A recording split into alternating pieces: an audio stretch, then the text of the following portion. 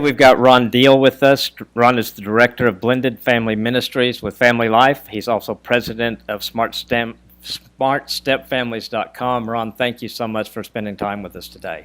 You bet, Kim. It's good to be with you.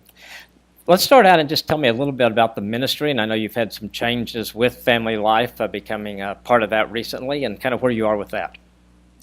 About 15 years ago, I started teaching and talking about step families and blended family ministry. I've worked in ministry for close to 25 years, but the last 15, I've had a component to the marriage and family ministries that I've been a part of, specifically regarding blended families. Soon after, we started a ministry called Smart Step Families, and our website, even today, is SmartStepFamilies.com. It's the largest, most comprehensive website for Christian blended families in the world. And just this past January of 2012, the great ministry of Family Life, we partnered together. We're now a blended ministry, if you will. And we're in the process of combining our efforts to be able to reach more people for the kingdom. That's awesome. That is exciting. So where do you see blended families today, just statistically?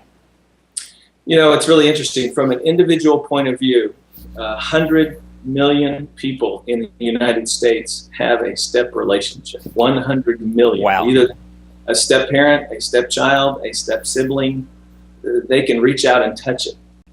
When we look at households, we generally say around 25 to 30% of households in the United States have a stepchild under the age of 18. Now, that does not include families where the child are out on their own at this point, but a stepchild under the age of 18.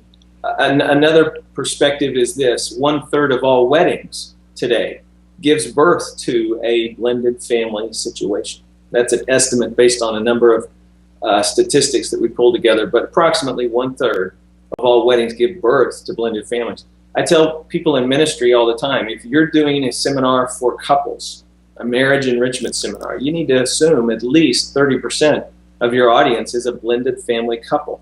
I do marriage events around the country as well as step family events.